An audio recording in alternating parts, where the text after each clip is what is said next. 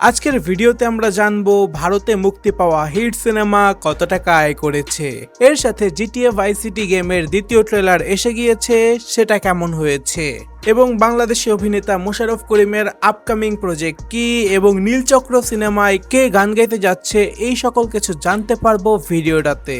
তো এখনই লাইক করে আমাদের চ্যানেলটিকে সাবস্ক্রাইব করে দিন। এখন ভিডিও শুরু করা যাক।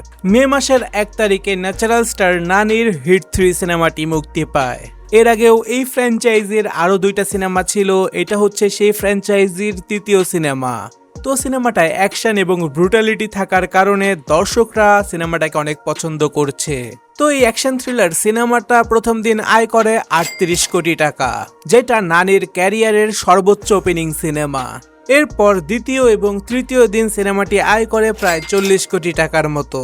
তো সব মিলিয়ে প্রথম 3 দিনে হিট 3 সিনেমাটি আয় করে 80 কোটি টাকার কাছাকাছি।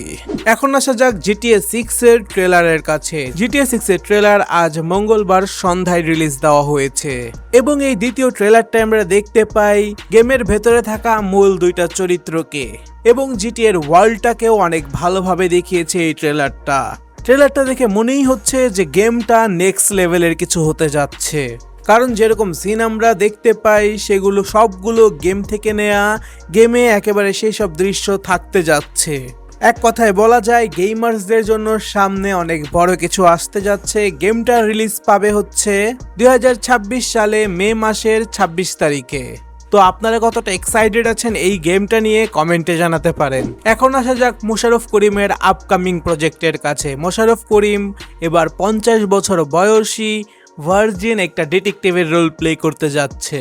সিরিজটির নাম হচ্ছে মির্জা চ্যাপ্টার ক্লাস 29, এবং এটিকে পরিচালনা করবে সুমন আনোয়ার। সিরিজটি খুব শীঘ্রই বঙ্গতে মুক্তি পেতে যাচ্ছে। মোশাররফ করিমকে দেখা যাবে একজন ডিটেকটিভের চরিত্রে। তো সেই চরিত্রটা এখন কেমন হয় সেটাই দেখার বিষয়।